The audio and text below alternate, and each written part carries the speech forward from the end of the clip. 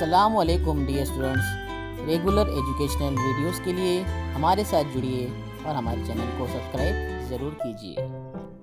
Today we are going to study about English base course class 7 activity number 36۔ Learning out come of this activity, آج آپ کو اس activity سے کیا سیکھنا ہے؟ ایڈورب یعنی متعلق فعل کے ڈفرنٹ فارمز استعمال کرنا۔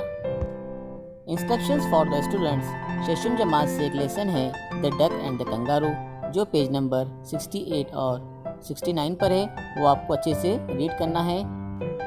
ایڈورب کی ڈیفینیشن کو سمجھ کر اس کے ایگزامپلس کو بھی آپ کو ریڈ کرنا ہے۔ Now let's come to the very interesting poem the ڈک and the کنگارو۔ اگر آپ کے پاس ششم جماعت کی ٹیکسٹ بک نہیں ہے تو آپ یہاں سے بھی اس پوئم کو ریڈ کر سکتے ہو۔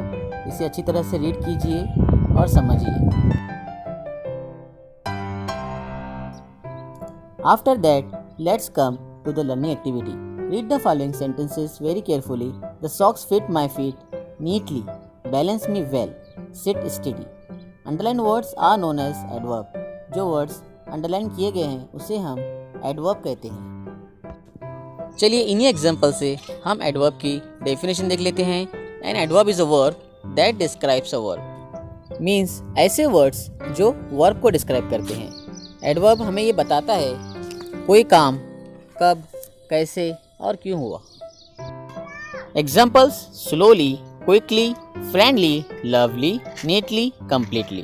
اکثر ایڈورب کے لاسٹ میں ly استعمال ہوتا ہے۔ Now let's come to the practice. Search examples of adverb from 7th standard text book. ہفتم جماعت کی کتاب سے ایڈورب کے ایگزامپلس ڈھونڈیے اور لکھیے، پھر اپنے ٹیچر کو سینڈ کیجیے۔